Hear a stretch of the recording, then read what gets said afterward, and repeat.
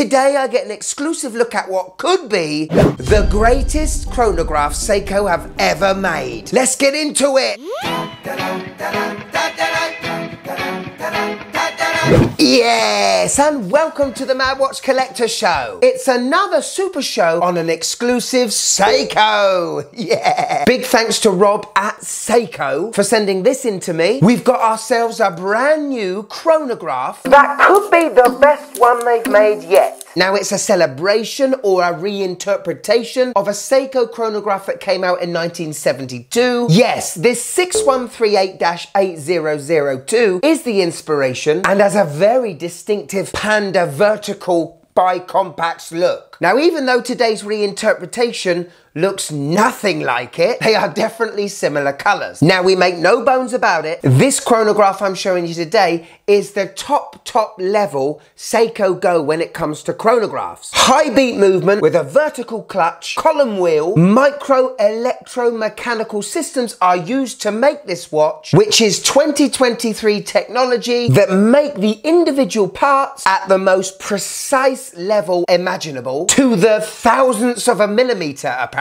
Anyway, a couple of years ago, thanks to Francis & Gay Jewelers, I reviewed the Speed Timer limited edition. That watch was gorgeous and it celebrated the stopwatches used at the Tokyo Olympics. And to be fair, it was as big as a stopwatch and it was as thick as a hockey puck. This new watch today that you can buy in December but pre-order now has almost exactly the same movement. So how good have they disguised that thickness in this watch? Are you Speed Timer ready? Let's go.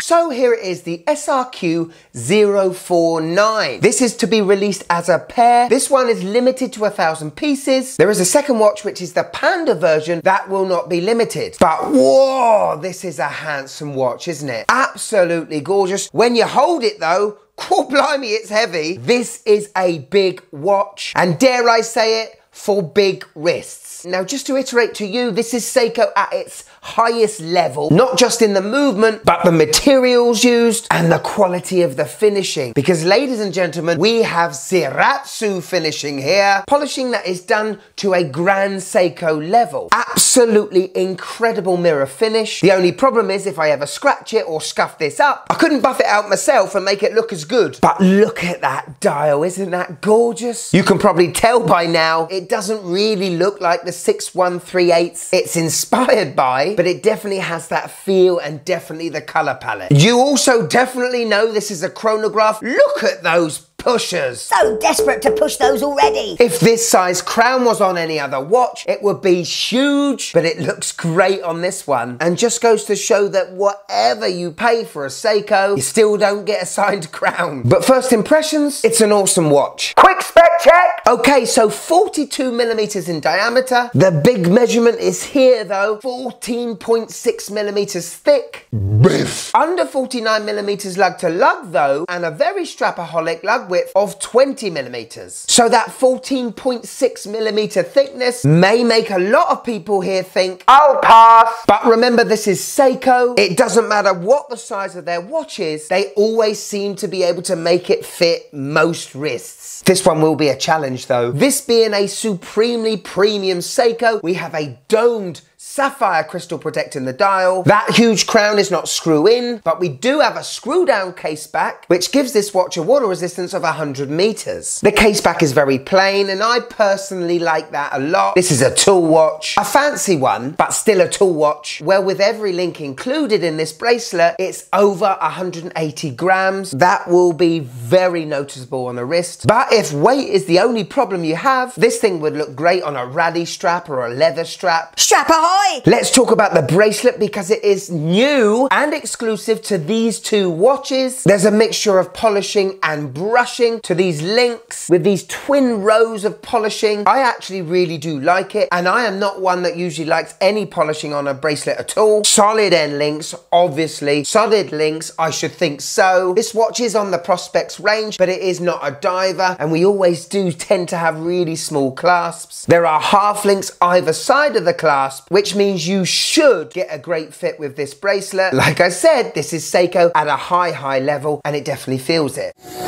Right, let's look at the face. Dial time. And for me, I absolutely love this look. Those big, bold recessed subdials are magnificent. I love that sloping tachymeter scale on the re-hole. You slide into this white ring of markers, which is definitely vintage Seiko. The main part of the dial is not black. It's more of a charcoaly black color, very reminiscent to that 6138. Those applied silver mirrored markers are absolutely exquisitely made. Proper light catchers. The handset looks quite simple to start with, but take a closer look. They are double faceted. One facet is brushed and the other is polished. So well done. The chronograph hand has that tip of orange to it. The orange is shown on two of the subdial hands as well, which is an inspiration cue from the 6138s. Couple of things I'm not 100% sure of. The Prospex logo. Sometimes I like it, sometimes I don't. I don't know whether it looks too squished on this dial. The other thing is the circular date window. I'm not so much upset that it's circular, but the circular hole is too small. And it doesn't matter what angle you are, the number always looks a little bit hidden. Also, I'm not 100% sure, but the date wheel looks black. And it doesn't massively work well with that awesome charcoaly dial. If that date window wasn't there and they took away that Prospex logo and made the applied Seiko logo a bit bigger, that would probably be perfection. All in all though, an exquisite dial, one that you can't help being impressed with.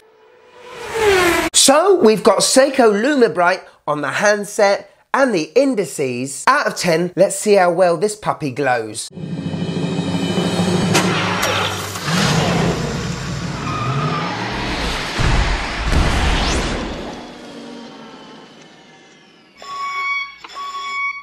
Gotta say, I did not expect this. Look at that minute hand. It looks like Luke Skywalker's lightsaber. I don't know what they've done to their lume on this watch, but it is the brightest lume I've ever seen. The fact there's not a lot of it means it doesn't get, 9 or 10 out of 10. I think this is the brightest Lume Bright I've ever had on this show.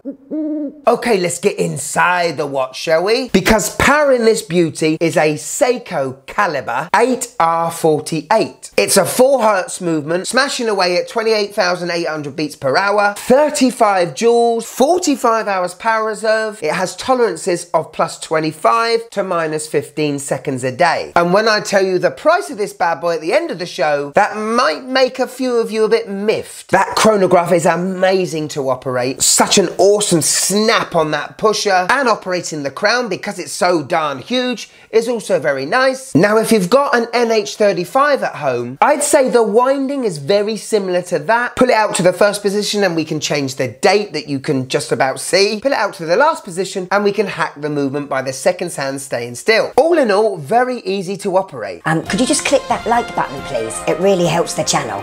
Thank you. Right, so on my 6.5-inch wrist, this watch head on looks really nice. I told you the weight of this watch and you can definitely feel it. The head of the watch is quite heavy, but I probably would recommend this watch only for 7-inch and above wrists. Proper manly ones. Look at it though, out and about, this thing looks gorgeous. I'm definitely getting vintage Seiko, no doubt, and this watch is sure to get some good looks from passers-by. So there you go, the SRQ049, inspired by a 1972 Seiko chronograph. What do you guys think? Well, you gotta say, as a product, as a piece, it is absolutely fantastic to look at. The dial is absolutely gorgeous, while still maintaining that tooly look. The case and bracelet are of a level we're not really used to as Seiko owners, because this is more grand Seiko than Seiko, and you can really feel it and see it. The movement is chunky, but it is a stonking movement. And it's a testament to Seiko's engineering and this new micro technology that they have been able to make something so good probably last a damn long time. Got to mention that lume again because I have never seen bright lume like that before.